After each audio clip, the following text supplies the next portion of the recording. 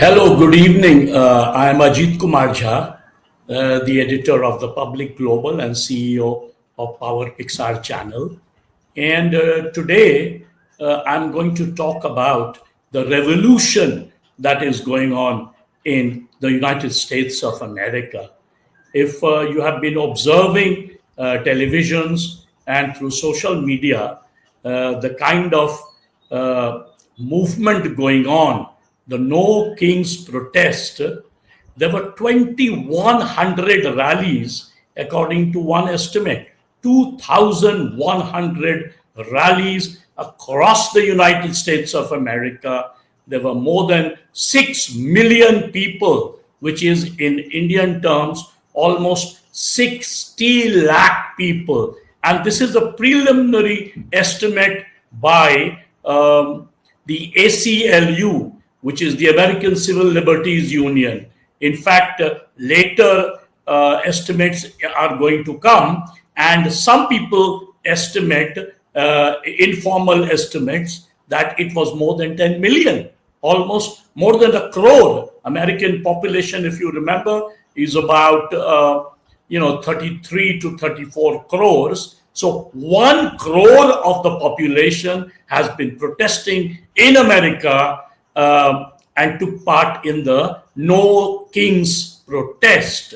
And the interesting thing is that the main purpose, or the main purpose of this protest was to counter the military parade that President Trump had organized to celebrate his 79th birthday in Washington, the capital of the US. And that cost, just that Trump, the military parade that Trump held on his 79th birthday, cost the country over $45 million. $45 million of the public exchequer was simply wasted, according to some critics, on holding this huge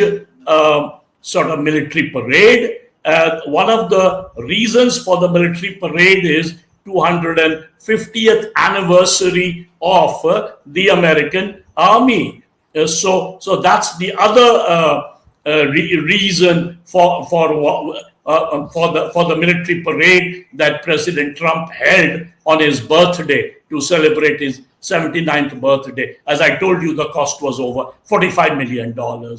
And what was the purpose of the No Kings protest across the country? As I pointed out, according to some estimates, between 6 to 10 million, it could be over a crore of population was protesting all across America. And what was the reason?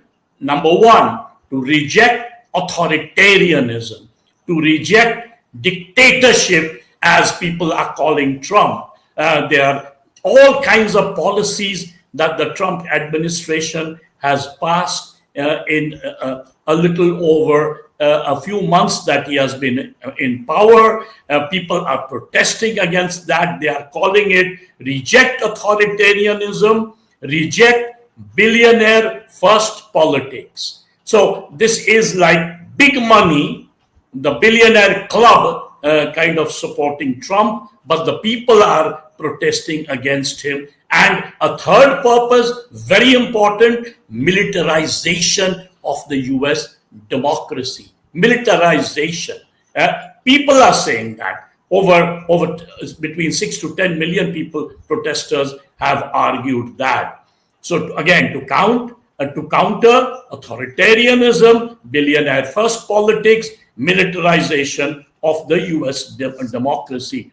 When reporters all around the country from various news establishments, newspapers, as well as television, when they spoke to the protesters, some of the protesters pointed out that they were there because of the Trump administration's attack on educational institutions, especially the Ivy League universities such as Harvard and Columbia, number one. Number two, the anti-immigration policies of the Trump administration. In fact, if you're aware, in Los Angeles, the anti-immigration protesters, the ICE, has been going on for almost a couple of weeks now, and basically to fight that, the Trump administration, to suppress that, the Trump administration had pulled in National Guards, sent in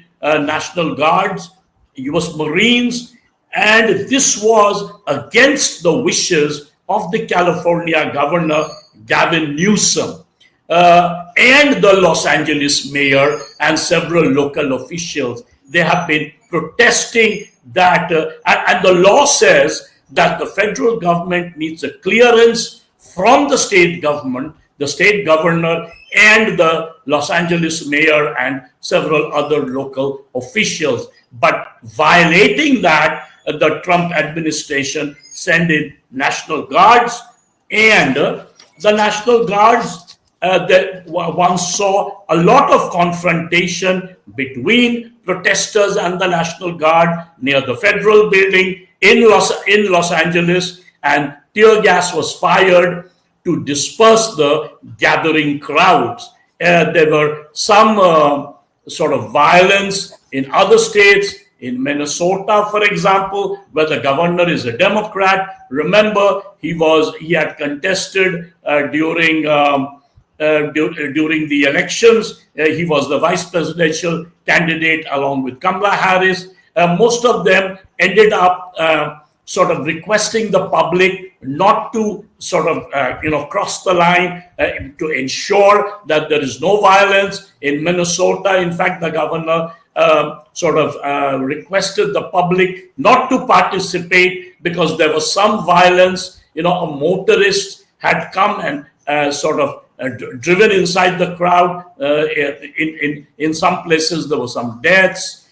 But largely across the country, it was peaceful protest. And as I pointed out, the protesters were clear about what they wanted. The cuts, the massive cuts in health sector, for example, the massive cuts of welfare benefits, the increasing inequality, the Trump administration's use of tariffs against countries all over the world, and that is affecting the American citizens, their right to purchase. There is a hyperinflation going on.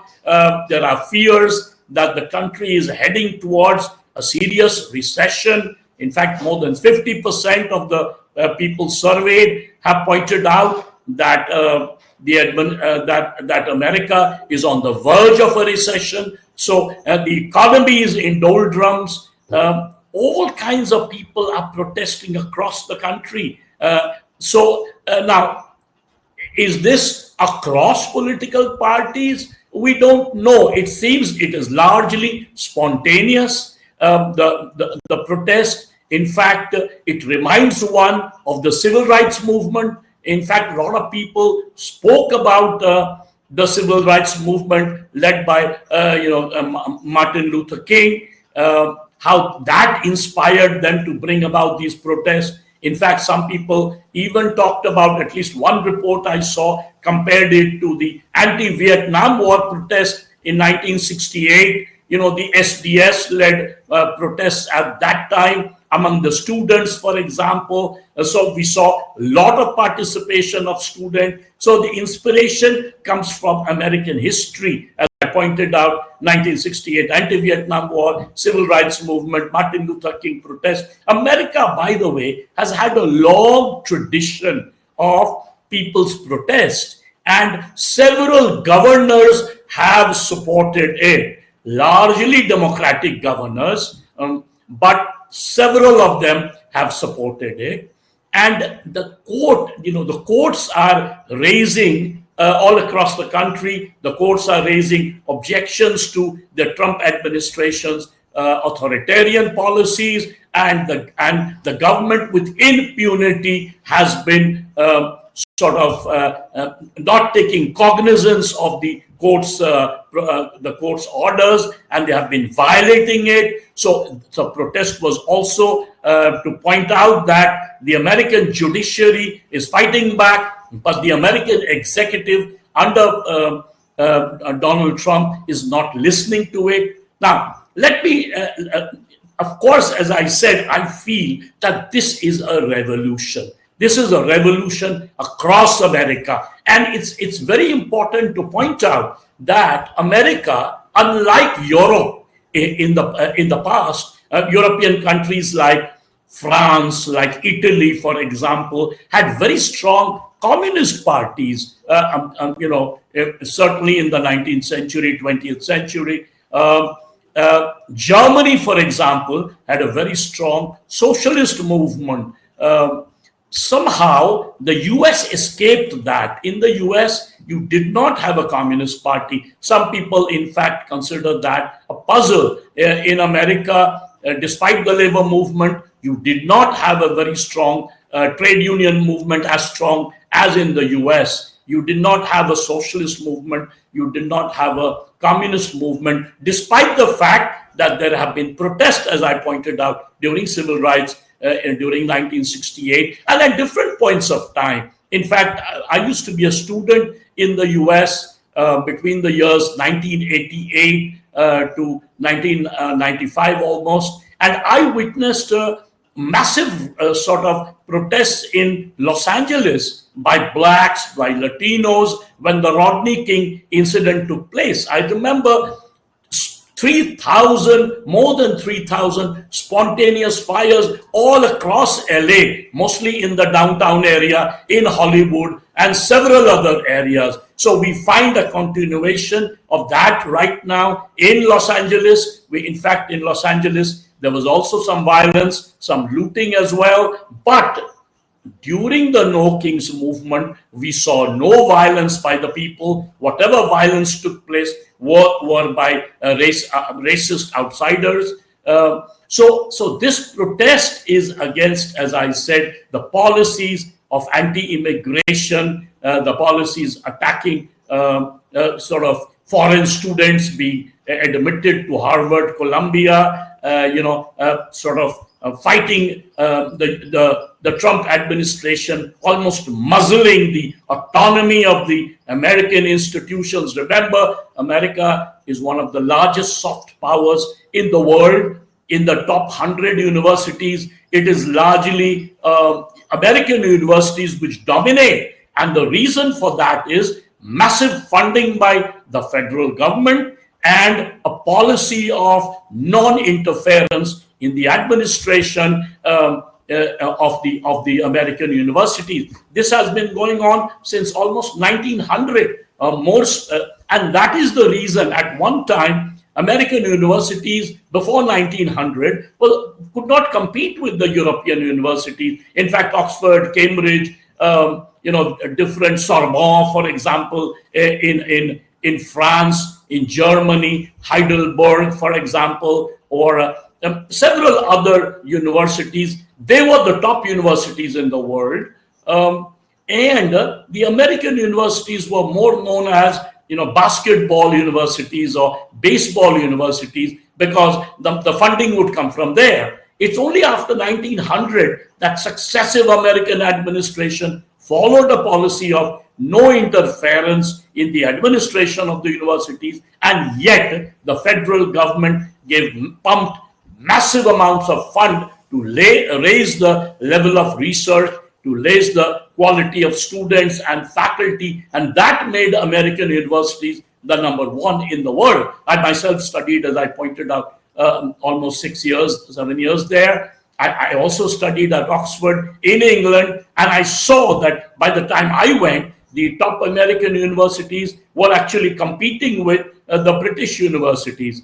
So my point is, the Trump administration is the first administration which has broken the tradition, which has violated the tradition of autonomy of the universities. They are threatening to cut federal funds, and that has really riled Americans across. and as I said, the other issues that I talked about. So the protests were because of that. Now, one sort of point of reality check, and that is that are these very popular? Yes, of course. As I said, almost 6 million to 10 million participation. People are angry. But according to one CBS YouGov poll that was held recently, and that sort of data is a bit sobering. So let me sort of report it. 54%, a majority of Americans surveyed, approved of the policy to deport immigrants who are staying illegally in the US. 46% disapprove. So the majority Americans surveyed have approved of the policy. Now, this poll was held much before the No Kings protest. So what kind of impact has the No Kings protest had on this kind of attitude will only be known if there is a survey after that. Another nugget of information from the survey was 42% of the respondents who from this CBS YouGov poll said Trump was making their lives, quote unquote, safer. 53% said that Trump was prioritizing the deportation of dangerous criminals. Now, if you look at this survey, what this survey kind of points out that a large part of Americans, largely Republicans, MAGA supporters, they are still with President Trump. That his popularity among the MAGA supporters, among, let's say, at least the hardcore Republicans, the complete right-wing, maybe neocons, is still there. He's still very popular. So that's, in a way, the puzzle here. But if you look at the protests are really massive. It reminds you of, as I said, the civil rights movement, the anti sort of Vietnam movement. It reminds you that there is a revolution going on in the US. So the simple point is the country is deeply polarized. Maybe, and this is a pure speculation, maybe between the Republicans and the Democrats. We will know how much Trump administration is popular once the Senate elections are held. The Senate elections, as you know, in the US takes place every 2 years.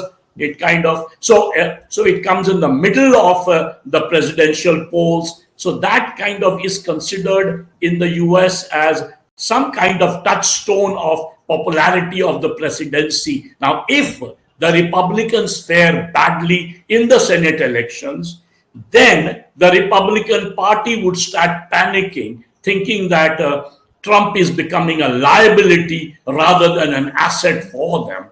And therefore, in the long term, we will only know this when the Senate elections take place. But in the short term, there is a complete sort of buzz of revolution going on in the US. People are participating in very large numbers. In fact, I would point out that the Democratic Party, some of the governors, of course, are very active. At least half a dozen governors who might be contesting presidential polls when the Trump administration's 4 years are completed. They are making some noise. But on the whole, the Democratic Party has been rather tame. It has not been fighting on the street. It's the people, the spontaneous anger of the people, the spontaneous protests by the people, their commitment to democracy, that is at display during the No Kings movement that is taking place. And we have to see how it will unfold in the future. But the idea that 50 states one voice, so that's the nature of this No Kings protest, that is very, very strong. The message is very clear. Reject authoritarianism, reject billionaire first politics, reject militarization of US democracy, counter the various unpopular policies of the Trump administration against education, against health, against immigrants, and other policies of the Trump administration. People are angry at the rising inequality. The top sort of 2% or 5% of Americans are basically getting all the gains, whereas the bottom sort of, let's say, 80% or 90% of Americans are losing out. They are suffering. So that's the anger you see, spontaneous on the street. We have to, as the situation unfolds in the future, I'll make many more such videos. I have lived in the US. I have studied in the US. I have lived in Europe and studied there. So I feel a sort of natural bond with the people who, when they are protesting. I would love to see America as a great, robust democracy. I will also do a subsequent video on what impact it will have on countries like India. But let me end here since I've run out of time. So once more, the No Kings protest is basically a sign of a rising revolution in the US, because the US has always stood for freedom, equality, and fraternity, which were also the ideals of the French Revolution at one time. So it's basically sort of, strengthening American democracy. In fact, one protester pointed out that it seemed that the Trump administration has put the American Constitution inside a shredder and has torn it to pieces. So that's the kind of anger that people are sort of bringing out, displaying. One saw during the No Kings protest and during the Los Angeles protest that has been continuing for a while. Let me end here. Thank you very much. Power to the people. Power to the people. Power to the spontaneous movement from the streets, from the main streets, as well as from the corners here and there, all over the country. Thank you very much.